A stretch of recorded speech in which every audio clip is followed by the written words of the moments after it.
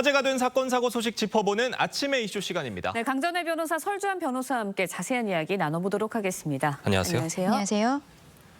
어제 오후에 서울 신세계백화점 본점에 폭발물을 설치했다는 온라인 협박글이 올라와서 시민들을 굉장히 놀라게 했었는데 이게 가짜로 밝혀졌어요? 예, 맞습니다. 어제 낮 12시 반경에 예. 온라인 커뮤니티 DC 인사이드에 신세계백화점에 폭발물을 설치했다라는 글이 올라왔는데요. 이 글의 내용을 보면은 오늘 신세계 본점 절대로 가지 마라. 내가 어저께 폭발물을 1층에 설치를 했고 그게 오늘 오후 3시에 폭파될 거다라고 이야기를 했습니다. 예. 이 신고를 받고 경찰 특공대가 출동을 했는데요. 1시간 반 동안 백화점을 수색을 했습니다. 다행히 폭발물은 발견되지 않았습니다만 한 3시 59분쯤에 수색이 종료가 되었고 그때까지 문제는 손님 3,000명 그리고 직원까지 해서 4,000명 정도가 모두 대피를 하는 소동이 있었고 그 과정에 있어서 백화점 측은 영업이 중단되는 사태를 겪게 되었습니다. 네, 뭐 백화점뿐만 아니라 시민들도 큰 피해를 입은 것 같은데 경찰 이제 협박글을 올린 용의자 추적 중입니다.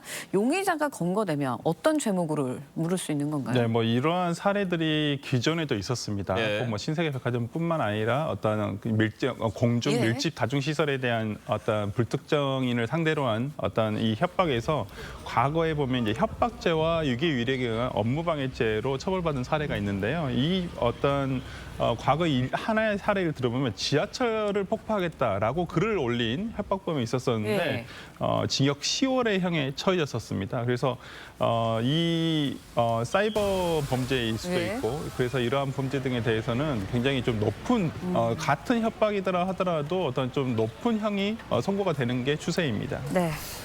백화점이 이번 소동으로 5억에서 6억 원의 손실을 입은 것으로 지금 네. 추정을 하고 있는데 백화점 측이 협박범에 법적 대응을 할 수도 있는 거예요? 그렇죠. 조금 아까 말씀 주신 것처럼 형사적인 처벌, 협박이라든지 업무방해 이런 걸로도 당연히 처벌이 되겠지만 예. 백화점 입장에서는 영업을 하지 못했고 또 4,000명 정도가 대피를 하면서 어떻게 보면 백화점 입장에서는 명예도 좀 훼손되는 부분들이 있었을 것으로 보입니다. 예. 여기에 대해서 손해배상 청구를 아마 할 것으로 예상이 되는데요. 신세계백화점 측은 어제의 사태로 인해서 5억 원에서 6억 원 정도의 매출 손실이 있었다라고 이야기를 하는데 백화점 같은 경우에는 그 영업이익에 대해서 매출에 대해서 계속적으로 기록을 해놓기 때문에 네. 이러한 부분을 입증을 해서 여기에 대해서 판결을 받게 된다면 어제 협박범에 대해서도 민사상 손해배상 청구도 가능할 것으로 보입니다. 네, 온라인상에 불특정 다수나 특정인을 겨냥한 협박글, 허위 게시글 이번이 처음은 아닙니다. 최근 늘고 있는 추세인데 수많은 뭐 경찰력 등도 낭비가 되고요. 시민들도 불편을 겪고 불안감을 느끼는데 해결할 방법 없을까요? 이게 좀 예방적으로 이것을 방지하는 방법은 좀 어려울 수가 있습니다. 특히나 글을 올린다는 것이 불특정 어디서 보통 우발적으로 올리는 경우도 있고 계획적으로 올리는 경우도 있습니다만 어제의 사례에서 우리가 보듯이 이제 우발적이거나 장난성에 가까운 것들이 많거든요. 하지만 여기에 투입되는 공권력의 낭비라든지 이런 부분 등 특히나 어저께는 신세계백화점이라고 하는 어떤 그 사기업이 침해를 받은 내용이기도 하거든요. 저는 이제 사기업에서는 당연히 손해배상이라든지 이런 것을 통해서 제재를 가하겠지만은 예. 공적 부담금, 특히나 경찰이라든지 소방의 인력들이 출동을 함으로써 낭비되는 이러한 부담금에 대해서도 그 범인에게 어떤 민사상 손해배상을 국가가 해야 되는 것은 아닌가라는 생각을 해봅니다. 알겠습니다. 다음 이야기도 짚어보겠습니다. 고가의 위스키를 수백 병씩 밀수한 일당이 적발이 됐습니다. 그런데 이 일당들의 면면을 보니까 직업이 뭐 대학 교수, 의사 뭐 이런 식이에요. 네. 이분들이 위스키를 사드실 돈이 없는 분들도 아닐 텐데 왜 이런 일을 벌인 거예요? 이게 결국에는 위스키 동호회에서의 제보가 있었기 때문에 수사가 된 것인데요. 예. 이 동호회 자체가 좀 전문직이라든지 고소득자들을 중심으로 이루어졌던 것으로 보입니다. 지금까지 드러난 것만 보면은 위스키가 52억 원 상당이라는 거예요. 이게 5,400여 명을 한국으로 들여왔는데 예. 정식으로 수입 신고를 하지 않은 상황에서 혹은 실제 가격보다 보다 낮은 가격으로 신고를 하면서 관세를 포탈했다라는 것이죠. 예로 대학 교수인 A 씨 같은 경우에는요. 예. 700만 원이 넘는 위스키 이런 것들을 118병을 가지고 들어왔는데 예. 이 과정에서 저가로 신고를 하면서 이 A 교수 한 명에게만 4천만 원이 넘는 세금이 내지 않은 것으로 드러나고 있습니다. 네, 결국은 이제 고소득층이 모인 동호회에서 세금을 피하려고 밀수를 한 거다 이렇게 판단이 되는데 양주에 대한 세금이 얼마길래 이렇게 되는 건가요? 그러니까 양주에 대한 세금이 우리가 150달러가 기준입니다. 네. 150달러 이상이 된 어떤 양주에 대해서는 관세, 부가세, 주세, 교육세가 붙습니다. 그렇기 때문에 근데 150달러 미만, 그러니까 보통 우리나라 금액으로 이제 환산을 하게 되면 20에서 21만 원 사이인데 예. 그 이하의 주류에는 관세와 부가가치세만 부과가 됩니다. 그래서 주세와 교육세가 빠지게 되는데 지금 어제 발각이 된 어떤 그 주류들은 고급 예. 주류들은 대부분 150달러 다 넘는 것이라서 이 관세와 부가가치세가 붙는데요. 와인이라든지 와인에 대한 관세는 15에서 30% 정도가 됩니다. 근데 위스키 같은 경우에는 20에서 30%가 돼요. 그리고 주세가 예. 따로 또 72%가 붙습니다. 그렇기 때문에 이 세금에 대한 특히나 수입 양주에 대한 예. 어떤 세금, 특히나 주세 부분이 굉장히 높기 때문에 그러네요. 아마 이러한 부분을 회피하기 위해서 어제 고가의 어떤 양주 수입을 밀수를 한 건 아닌가 싶습니다. 네. 알겠습니다. 술을 좋아하셔도 너무 좋아하신 게 아닌가 이런 생각도 드는데 저희가 다음 소식도 좀 짚어보겠습니다. 네. 지난해 혼외자 논란에 휩싸였던 배우 정우성이 최근 연인과 혼인신고를 마쳤다는 소식이 전해졌습니다.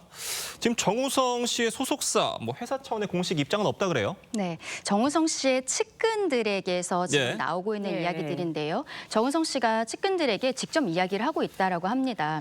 최근에 연인과 혼인 신고를 하면서 법적인 부부가 되었다라고 밝히고 있는 것이죠. 예. 작년에 말씀하신 것처럼 혼외자 논란이 있었습니다만 문가비 씨와는 그때 혼인 신고를 하지 않았고 당시에도 여자친구가 있는 것으로 알려졌었는데요. 지금 작년에 성시경 씨의 유튜브에 출연을 했을 때는 본인이 결혼할 시기를 이미 좀 놓친 것 같다라고 이야기를 했지만 결국에는 혼인 신고를 해서 법적인 부부가 되었다고 합니다. 다만 이 상황에 대해서 소속사에서는 배우의 개인적인 부분이기 때문에 확인해주기는 어렵다라고 밝히고 있습니다. 네, 정우성 씨 앞서서 이제 아버지로서 아들에 대한 책임 끝까지 다하겠다라는 입장을 밝히기도 했는데요. 내용 직접 들어보시죠.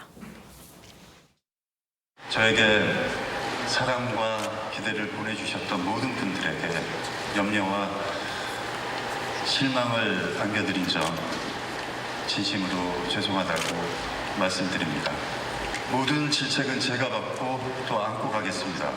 그리고 아버지로서 아들에 대한 책임은 끝까지 다할 것입니다. 네, 이제 앞으로 관심 가는 부분이 법적인 부분인 것 같습니다. 미혼부가 아이를 가족관계 증명서, 그러니까 호적이죠. 여기에 올리려면 특정한 절차들이 필요하지 않나라는 생각이 드는데 만약에 이제 현재 정우성 씨 정우성 씨 아들이 현재 정우성 씨 호적에 올라 있지 않고 친모의 호적이 올라 있는 상황이라면 그거를 향후에 만약에 바꿀 수도 있는 건가요? 네, 그러니까 지금은 아마 문가비 씨의 아마 가족관계 증명서에 예. 올라 있을 겁니다. 그리고 모의 아마 성을 따랐을 확률이 굉장히 높다라고 볼 수가 있을 것 같아요. 그렇다고 한다면 향후에 어떤 부자 간의 어떤 이 법적 관계를 잇기 위한 것이 이제 민법에는 규정되어 있는 것이 인지라는 것입니다. 예. 그런데 그것은 양쪽이 다 할 수는 있어요. 예를 들어서 아버지인 정우성 씨가 아들에 대해서 이미 인지라는 것을 통해서 내 자식이다라는 걸 법적으로 인정할 수도 있고요. 그 반대로 자식과 그 보호자인 경우에는 예. 강제 인지 청구. 그러니까 정우성 씨가 이미 인지를 하지 않은 경우에는 자식 입장에서 나는 정우성 씨가 아버지다라는 것을 법원을 통해서 확인받고자 하는 것이 이제 강제 인지인데 이게 이제 인지 청구권이라는 것이 있어서 이제 민법에 따라서 법적 절차를 밟으면 됩니다. 알겠습니다. 뜨거운 사건 사고 소식 강전혜 변호사, 설주환 변호사 두 분과 얘기 나눠봤습니다. 오늘 두 분 말씀은 여기까지 듣겠습니다. 감사합니다. 고맙습니다.